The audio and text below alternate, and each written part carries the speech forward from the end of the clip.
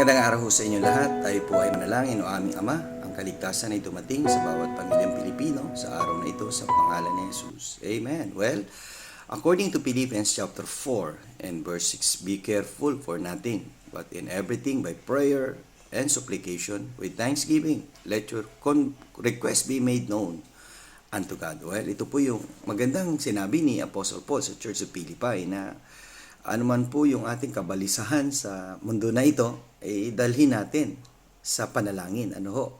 Ilapit natin sa Diyos, makinig tayo, sumunod tayo sa sinasabi ng salita ng Diyos. At kung meron pang hindi tumatanggap, kay Jesucristo na kinapapadala ng prayer breakfast na ito, kaibigan, tanggapin mo na si Jesus bilang iyong Panginoon at tagapagligtas. Sundan mo ang panalangin na ito. Sabihin mo, Panginoong Jesus, tinatanggap kita bilang aking Panginoon at tagapagligtas sa oras na ito, sa pangalan ni Jesus. Amen. Tanda mo ang araw na ito.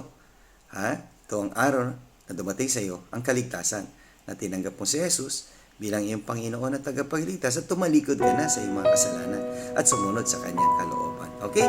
See you again tomorrow sa ating Strong Family Prayer and Exhortation.